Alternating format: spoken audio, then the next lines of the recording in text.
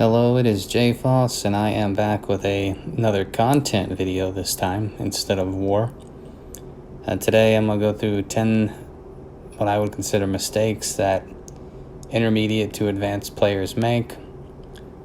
The terms intermediate to advanced are somewhat ambiguous, but you've been playing a while, you know what's going on generally, you know how mana works, you know what's going on, you know how to play, and you know how everything works. And so this isn't a mistakes that beginners make. I felt there was already a ton of that on YouTube that was still applicable. So this is just specifically for the intermediate to advanced tier. And these aren't in any particular order per se, but first up, I'm going to talk about hoarding.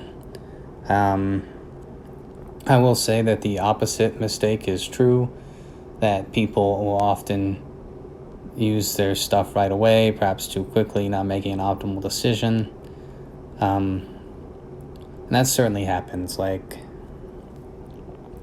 my first green 5-star was the regular version of this guy, and I maxed him, and a lot of people would say that was a mistake. Well, I didn't get my second green 5-star till probably 3 or 4 months later. And at the time, I remember this was years ago, he actually was helpful for me because he was my first green 5-star. So obviously the opposite is true, but today I'm focusing on hoarding. So with essential materials, a lot of times if you're free to play or cheap to play, you literally have nothing to use them on. But I see a lot of players, they hold and hold and hold for the perfect hero. And I mean, once you get, like, I have 14 tabards, right? For basically, if I ascended one right now, I'd have to get 2 more better purple heroes than that by the time I get more tabards for it to be to where I can't ascend a hero when I need it. If that makes sense. I see a lot of players that will hold 20, 30 of these, and they actually have choices of heroes that will be useful at least somewhere. And I think that generally is a mistake, because almost every hero is useful somewhere. You think of War of Three Kingdoms coming out, Mythic Titans, you think of all these other places, challenge events, and many of these heroes have niche uses. And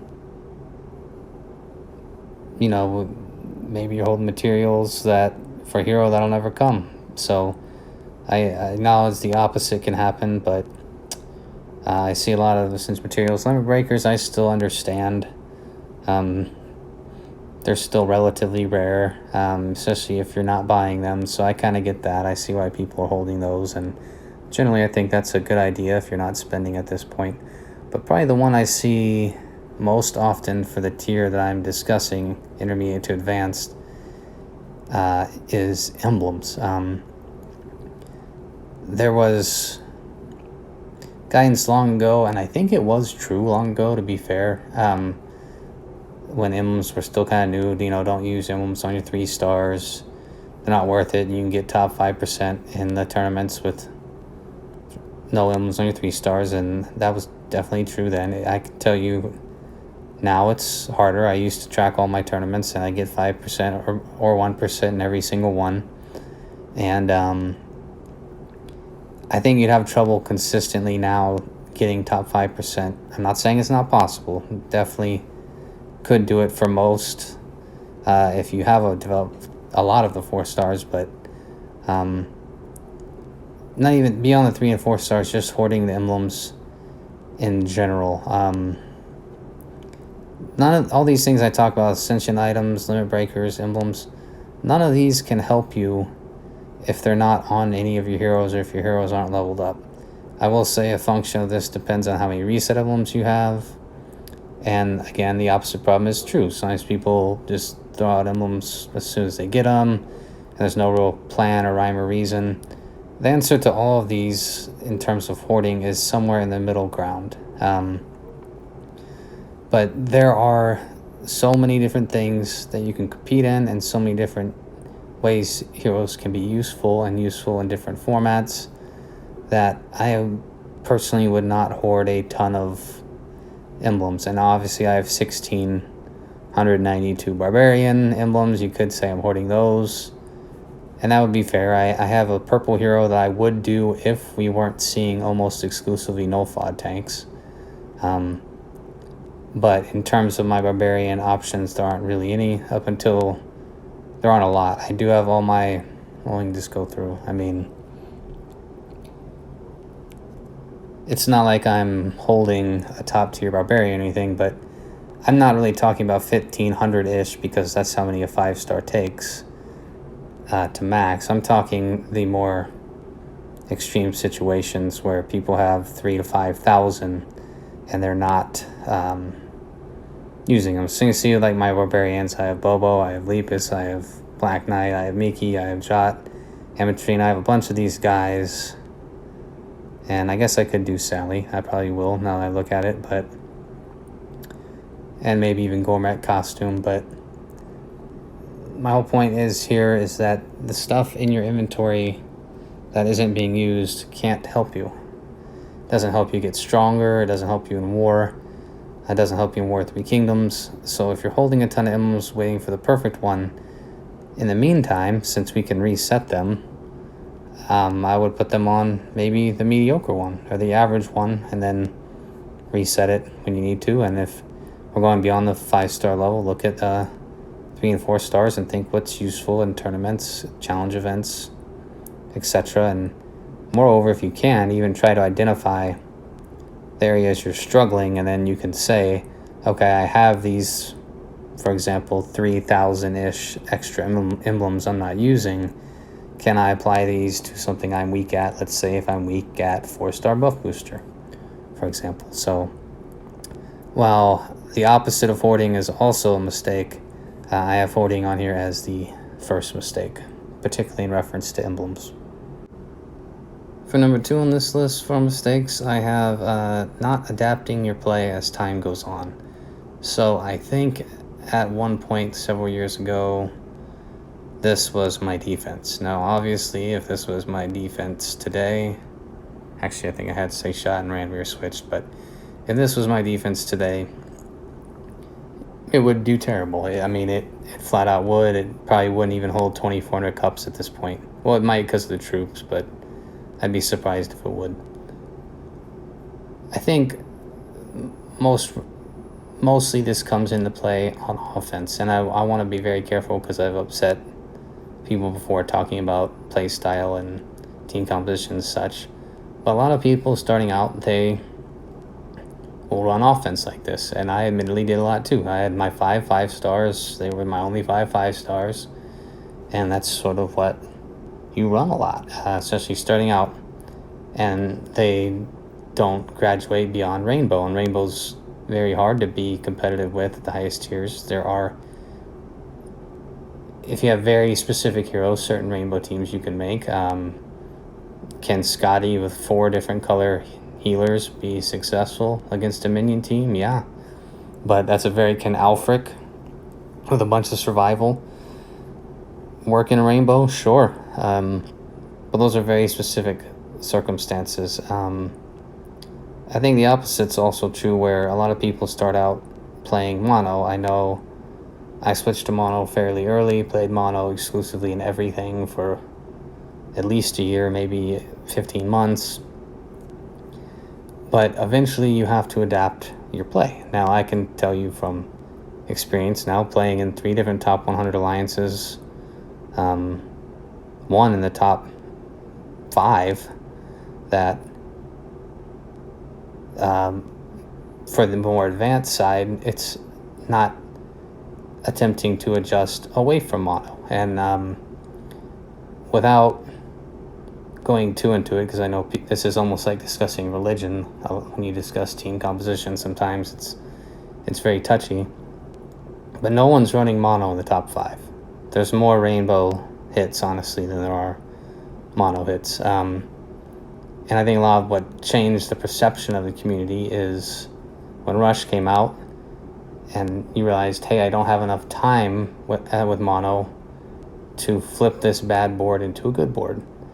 And with further, newish heroes like Nulfod and to a lesser extent Hulda, you're starting to see normal play get so fast that it's much, much more difficult to turn a bad mono board around. Now, can you get bad boards with 3-1-1, 3-2? Yes, you can. But you just don't have the time you used to when defenses look like this. When defenses look like this, you have eons, basically, before your team gets killed compared to what you do today. I mean, I have lost rush hits on one move. And that isn't the norm, but and I was very frustrated when it happened because I only had one available move and I had to take it and it comboed. And basically everybody went off. So you can still do it. You can still do it all the way up to decently high levels. But I can almost guarantee you that if you were to take a very, very good 3-2 or 3-1-1 player at this point, that they're going to be more consistent and have higher win rates. I will say that there are good mono players. I mean, there's definitely some, and you see a few videos yet, but I think consistency is always an issue, and I think the excuse used by them is that you can get a bad board with any combination, even rainbow, and while it's true, it's sort of a sidestep and not really addressing the fact that you have to adjust, right? Mono is great when you're at a disadvantage. It's great. Your mono is basically increasing variance. So when you're at a disadvantage, you want to increase variance. Generally, when you're evenly matched on offense, offense in this game has a massive advantage. You get to see the teams, you can check out their specials, you can handpick where you want to use. So if you already have the advantage, why would you want to increase variance? I would want to decrease variance. And there's all sorts of other arguments about the tile damage, and I'll say this too about, there will be trios very soon of heroes, 3 heroes that can wipe an entire team in 9 tiles. So if you can have that, and I'm talking about before the end of the year, we're going to have trios that can do that. For example, like Tibertus costume, Panther costume, kill hair.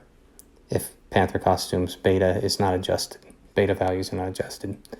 So if you can already win with 3 or achieve your goal of wiping a side with 3, then why would you not want to put in some additional support in the other colors just in case you don't get your colors? Now again, are there people in the top 50, even the top 25 that still run mono? Yes. Are there any in the top 5? No, there are not currently. And I can say this with a very, very high degree of confidence because we see those teams every week and do war chats with them. And, I check out their videos online, and we have what I would call strongly encouraged video posting. And I haven't seen a mono hit on war offense since I've been here. So I'm not beating it up. It's very good early in the game. But just like a lot of people run rainbow early in the game, those are the 2 things I think people don't adjust mainly from. Now, can you run 2 teams and then never change your heroes and not adjust properly? Of course, that's not the point of this. My point is saying that regardless, I think the mistake is people not adjusting, people using the same teams for a year, then wondering why they don't win anymore. But some of the main culprits I see to where people could be achieving more is people still running rainbow at the intermediate level and people still running mono at the advanced level. So generally, the mistake is not adjusting gameplay accordingly, and those are 2 of the biggest culprits. So that wraps up number 2. For number 3, I have building a roster without diversification. And the most common places I see this are not leveling good 5-star healers or not leveling Titan fighters. I think especially early on, once you figure out what's going on and that fast is good and what a big snipe is, we sort of fall into this trap of, and I don't want to give too much away because this will go into another mistake later, but we level a lot of the same heroes. We level a lot of the heroes that are fun to use on attack and are good attackers. Don't forget the Titan heroes. Don't forget the event heroes. Don't forget your 5-star healers, your niche heroes, your rush heroes. There's a lot of categories you can include in here, but you want a diverse roster. You want to be able to have a roster that can counter any other roster, basically, or meet any challenge that is in the game. In order to do that, you need some oddballs. You need some different people. You need some gimmicks, and you need some tricks up your sleeve. Now, am I saying that Grimble should be your first 5-star? No. What I'm saying is, once you get a good base of 10 to 15 5-stars, maybe even before that, really start honing in on the Titan fighters. If you want to do events, start honing in on that. Start thinking about these other areas of the game. Start thinking about your rush defense. I cannot tell you how many times I've seen like level 60 players using like only fast heroes on their rush defense because that's all they've leveled. So have diversity, have stuff not only at the 5-star level, have stuff at the 4-star level, 3-star level, etc.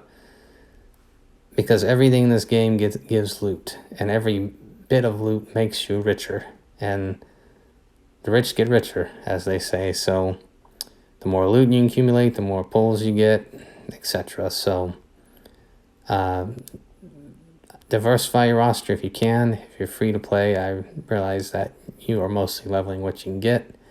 But if you're not free to play, and that's usually where I see this mistake, is that just don't have a diverse selection of heroes that can do different things. It's very singular based on fast speed and direct damage. And while it's a good place to start, there's a lot of other things that are important in the game. So yeah, diversify your roster. For number 4, I have ignoring the challenge events, or just completing the challenge events, especially with the addition of the Alliance Quest Clash of Knights. So pictured here is my rare team. I started doing rare events in February 2020. I've gotten top 1,000 every time and every single one since. So it's at least one essential material each time. Factor in another one when I go top 10. Factor that in again for epic. And I rarely do legendary 100 anymore because I don't think it's worth the flask. You used to be able to do it with like 15 or 20. Now it's like 50 or 60. And there's some supposed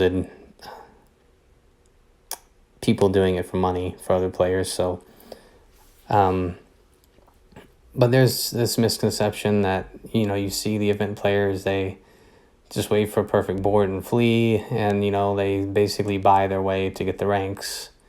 And at the highest tiers, that's somewhat true. I mean, there's still a skill element, but those highest ranks, it's going to cost probably gems, or if you have flasks saved. This is more in reference to getting top 1,000 in rare and top 500 in epic. It really isn't that much. For me, top 1,000 in rare, maybe 4 to 6 flasks now, maybe 2 or 3 if I get lucky and get some good runs early. Rare, it's 6 to 8, maybe 10 if I'm unlucky. And that's well within most cheap to play. I don't know if it's within free to play, at least not every month, but I remember calculating it out a long time ago, and I definitely could go top 1,000 rare, top 500 epic, top 1,000, not 100, but top 1,000 legendary, completely free, without sacrificing too much Atlantis farming in terms of flasks. So you look at a team like this, and obviously there's been replacements over the last year and a half, or however long Blue's been a thing, basically since Nordry came out. A team like this has netted me probably 50 essential materials total. since playing. I mean, if you think of it that way, that's a pretty good return on investment. Now Alliance Quest is in demand. If you are able to put up big numbers in Alliance Quest, you'll essentially can get higher placements than you would normally. It's an important aspect to a lot of the top 10 groups. But just from a basic starting point of view, I would, if you've been playing a while and you've never done it, I would assemble a rare team, look at some YouTube videos on how people do it and the play style, and talk with some people who've done it and sort of see where you're at and see if it's something you can do. Now, there is a skill element. You do have to actually press the buttons quickly to fire your items. I don't think that would prevent you from getting top 1,000. I mean, my wife got top 500 Ninja Tower once. She never even evented before, so I'd give it a try, is what I'm saying. There is a little bit of pain at the beginning, and don't waste items on bad runs. But if you can get it down, it's basically a free Ascension material every time the event comes up, and you get some other stuff, backpacks, potions, that type of thing. So yeah, I'd start at rare. It does take time, it does take practice, and it does take work. But when you think of the return on investment month after month after month, just getting free Ascension items, I would at least try it to see if I have the capacity to do so. That's why I have this as number 4. For number 5, and probably one of the other more controversial ones, is not moving up. If excuse me, if you're competitive and want to get up as high as possible, being willing to move up is a big step. It's a big choice, and I will say the game's supposed to be fun. Do what is fun. For me, being competitive and fighting in the most competitive wars and most competitive groups is fun.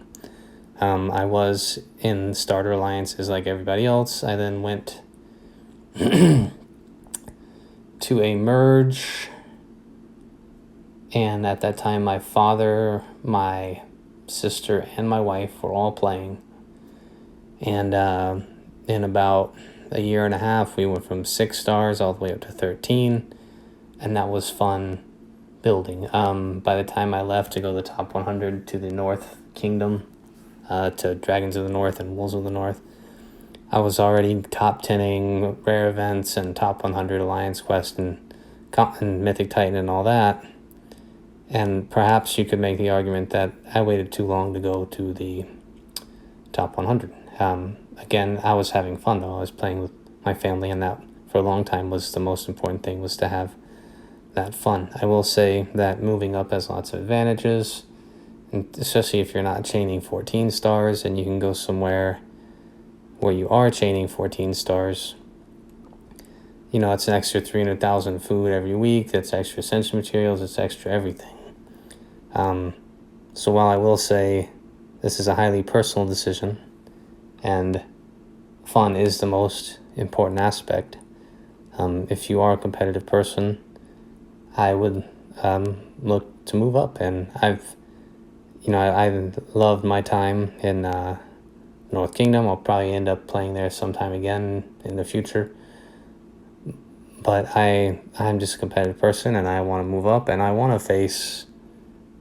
we had Merking, that's why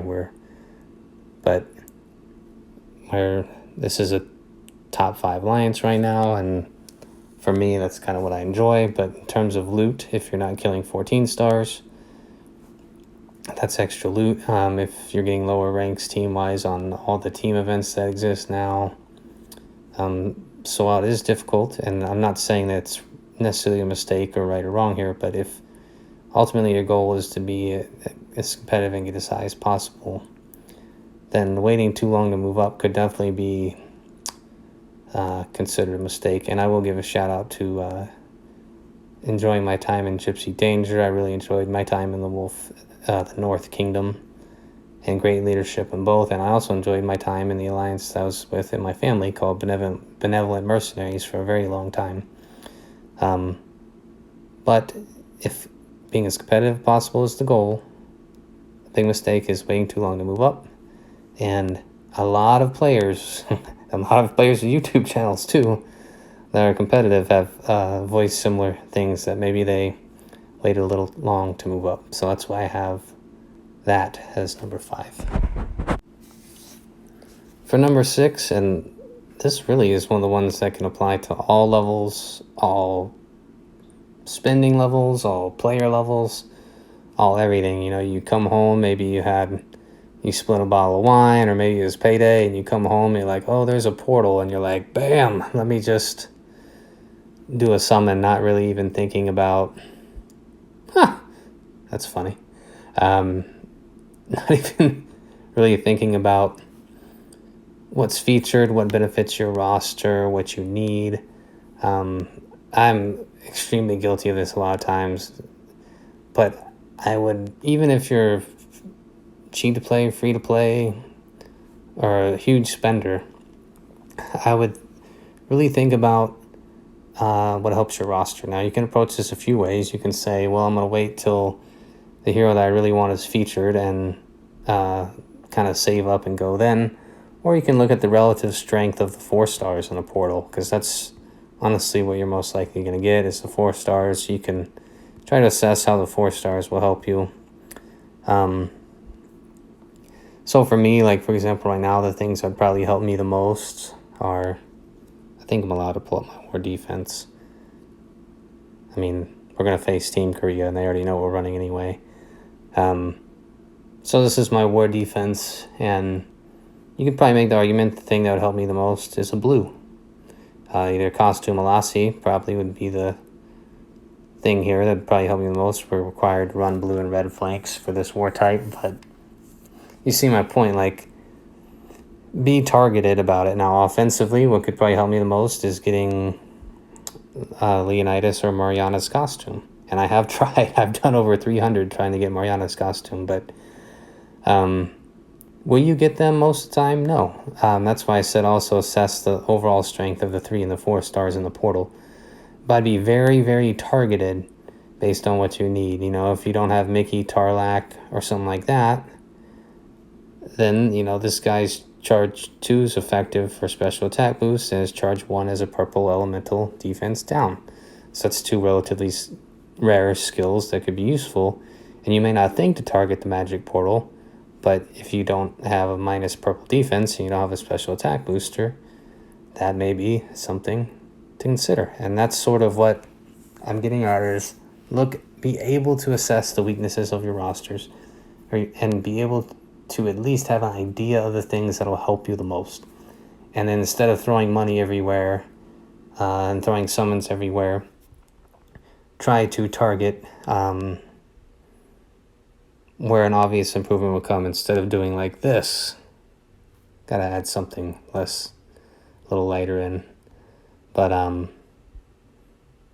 yeah, so don't just do that. By the way, I'm saving because there's going to be another event where you can use these, and the sand heroes aren't that good overall. But to play counter argument, maybe if you don't have a yellow that does minus defense, this is some area you may target. So don't just indiscriminately summon. Try to target and have reasons to why you're summoning in certain places. For number 7, I have not focusing enough on troops. And I admittedly have some of the weaker troops overall in my alliance. I haven't spent as much as others have, and as you can see, I don't really have a lot of feeders. Like, I basically use them as I get them, and honestly, probably, yeah, I mean, I have less than 100, and I have the food boxes to use, put all these in, so I don't keep a lot of troop feeders. I'm not just hoarding them. But you really have to, particularly your number 1 troop for your defense, get that level 30 mana up, or if now the magic ones are sort of becoming popular, the wizard magic troops. So, you know, it's a part of the game too. They're important for mana breaks. They are stat bumps. And while I do think a lot of groups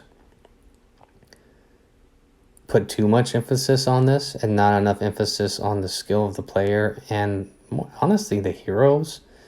Like, I see a lot more troop requirements, I see hero requirements, and the reality is that if a player has a great roster, is a decent player, they're going to be able to make up the small difference of a troop. I mean, you have to think of troops versus if somebody only had season 1. I mean, what's just more impactful? It's having fancy heroes. But so I will say, well, I do think a lot of groups are too strict on this, particularly requirements for secondary and third troops. What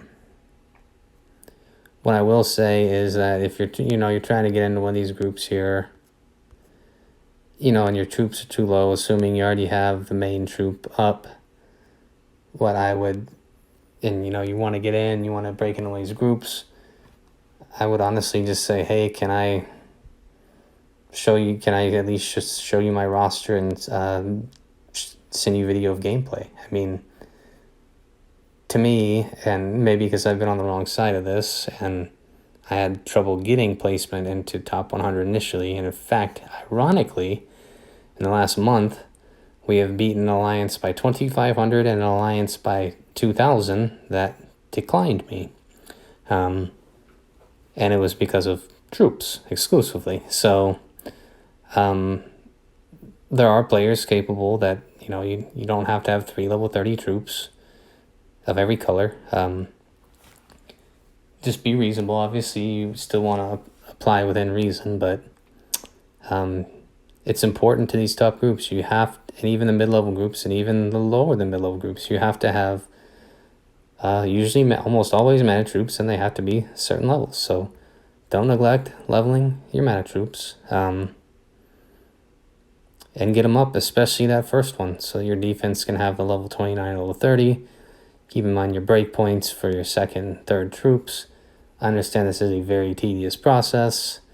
I have not spent a lot on troops. I think I've done 8 paid troop summons ever. 8 10 pulls, that is, ever. But I have accumulated a lot over the years from events, the troop tokens, and obviously those help. So get your troops up. If you want to move up and you feel that you're ready, even though your troops aren't ready, just be respectful to whoever you're applying. And if you're almost there, I would offer video gameplay to prove that you are ready for top 100, top 500, whatever level you're looking to break into. But you pretty much have to have these first ones up, and because of Iron Rush, you basically need 2 more at level 11. So 30, 11, 11 is sort of the minimum, and I do have obviously a sore spot about it because it held me back a little bit, but like I said, now I'm beating up the groups that rejected me. So get those troops up, and if you can't, try to find a group that'll make an exception for you, but you do have to be skillful in other ways. You can't just, you gotta practice, you gotta be good, but get the troops up. Number 7. For number 8, I'm not going to say it right away. I will say that when you're building teams on offense, you want to consider color relationships, right? You want to bring yellow against purple tank if you can, that type of deal. You want to have synergy within your own team. And there's a third part that I think is the one that's overlooked at the higher ends. And a lot of times at the higher ends, you don't need it because you just are so perfect on particularly number 2, synergy. But here I have failing to hard counter. And by that I mean just basically only focusing on your synergies and your colors and failing to recognize how beneficial hard countering, or in other words, directly countering the enemy specials, can be. Now, I have an example here, and you may look at this team and be like, this is a terrible team. I don't use this team in war, and the reason why is because this is my raid counter team to Ludwig. Very high win percentage. When double taunt and all the Christmas heroes were running rampant. I had absolutely destroyed with this with above 95% win rate. And basically, it's just how hard countering, particularly Ludwig, but also double taunt. It's not particularly well synergized. It's not particularly good color relationship wise, but I'll actually save it to see if I can pull one up here. It is very, very good at countering. Doesn't look like I'm gonna get one. I don't want to waste too much food. Ludwig, and you might say, well, I don't have these heroes. Well, that's not the point I'm saying. I'm saying beyond color relationship and beyond synergy, you have to hard counter. And I see a lot of times people say you can't run purple against minion heroes. Well, I guarantee you can. In fact, if you basically have Grimble and really any 2 slow purple heroes, or even, let me see if I can find, let's just even say something like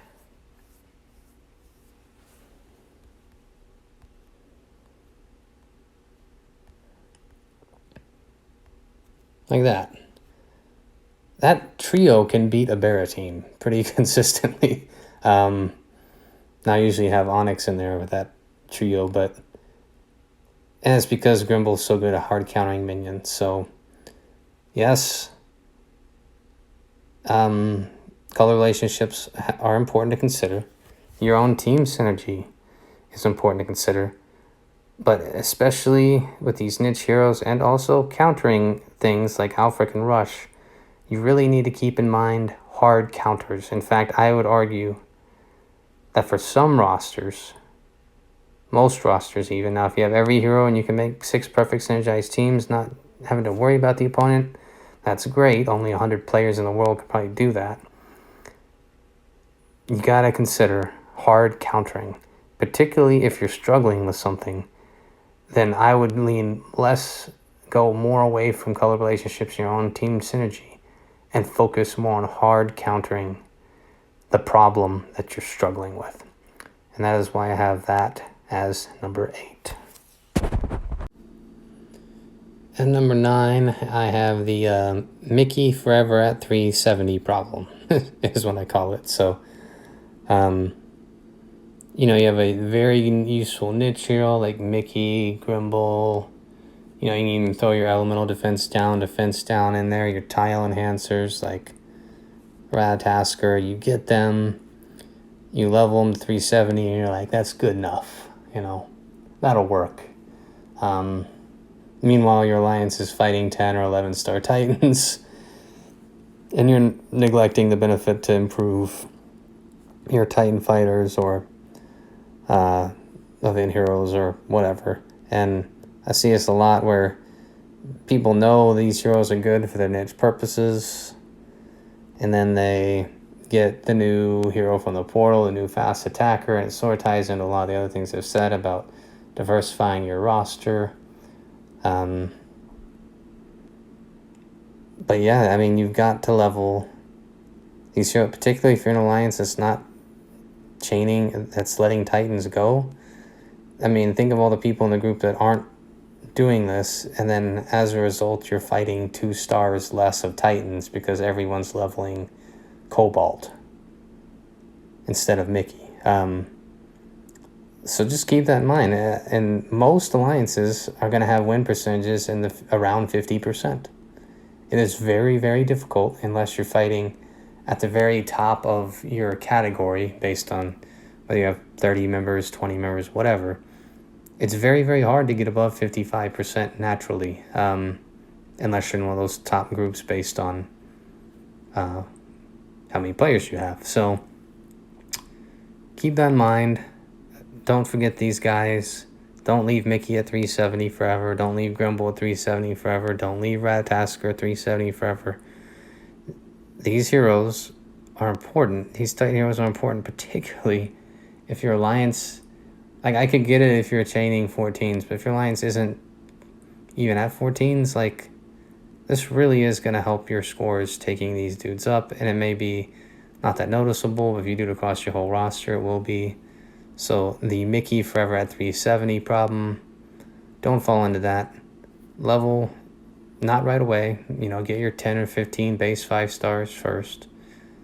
But don't forget these guys, please. It's probably the biggest mistake I see is just getting infatuated with the next big thing and then not leveling the heroes like this, or like this, whatever, or like this. So level those. Last but not least, I have Rerolling. I know I did earlier trying to find a Ludwig, and I will occasionally, if I'm doing a raid challenge, like a private challenge with stipulations or something like that, but generally I don't see any use of Rerolling ever. To me, it just isn't worth the food. I try to think, how can I be out of adventure kits, practice swords, and all feeder troops, and have not bought in food? I buy them now with the food crates, but I wasn't buying it before then. How could I have had the food for all that? And the only thing I could come up with was winning a lot of raids and not re-rolling. I think at all levels, re-rolling is pointless. I just really do. Even if, you might have your chest at 39 out of 40 and you're about to go to work, okay, fine, I can understand something like that. But to me, it's just a waste of food. Just period. So don't do that. If you do get an opponent that you just absolutely hate, or your chest is at 39 out of 40 and you're about to go to work or whatever, just go into your watchtower. And then I would assume you'd only re-roll like the absolute worst matchups for you. And then, pick one that's softer, If that's what you want to do. This does not cost ham, and I would recommend doing that instead of re-rolling if you absolutely just don't want to face the opponent. Now, obviously, you can only do that a few times based on how many people you have that you can revenge. But it's a short one, but don't waste money, or don't waste ham on re-rolling. With all the other things you need ham for to level your troops and heroes and all that, and put emblems on, I really think re-rolling is a waste. So that will be it for mistakes I see intermediate to advanced players make.